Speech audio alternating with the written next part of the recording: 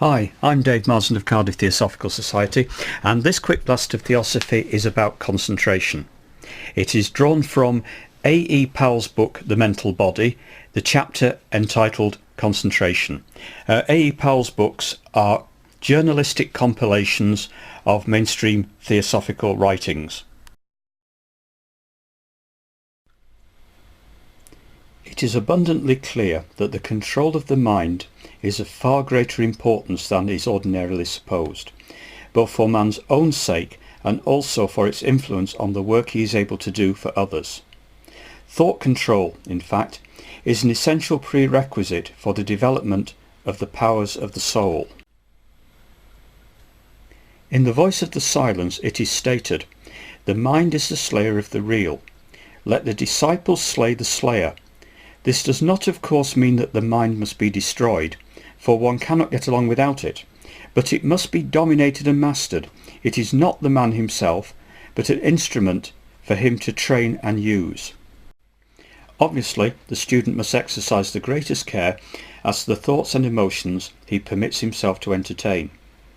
The ordinary man rarely thinks of attempting to check an emotion, except perhaps in its external manifestation.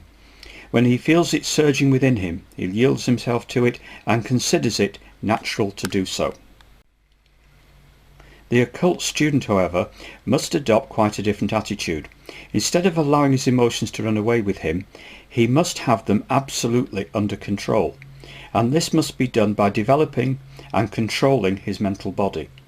One of the first steps towards this is the realization that the mind is not himself, but an instrument which he must learn to use. The student must set himself the task of mastering both his emotions and his mind. He must know exactly what he is thinking about and why, so that he can use his mind and turn it or hold it still, just as a practiced swordsman turns his weapon where he will, in this direction or that, and is able to hold it as firmly as he wishes. In other words, he must acquire the power of concentration, which is a necessary preliminary to all mental work. He must learn to think steadily and consecutively, not allowing the mind to run suddenly from one thing to another, nor to fritter away its energies over a large number of insignificant thoughts. Most men find that all sorts of stray thoughts rush into their consciousness unbidden, and since they are quite unused to controlling the mind, they are powerless to stem the torrent.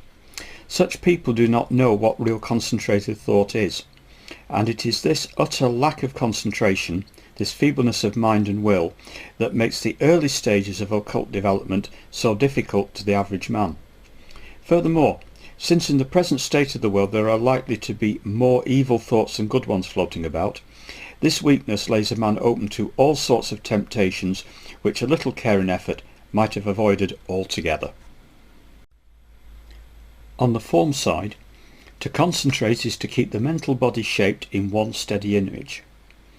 On the life side, it is to direct the attention steadily to this form so as to reproduce it within oneself. It is the force of the will which compels the mind to remain in one form, shaped to one image, completely disregarding all other impressions thrown upon it. More briefly, concentration consists in focusing the mind on one idea and holding it there. Still more simply, concentration is paying attention. If a man pays attention to what he is doing, then his mind is concentrated. Please note that all my quick blasts of Theosophy are presented as ideas for consideration. Thank you.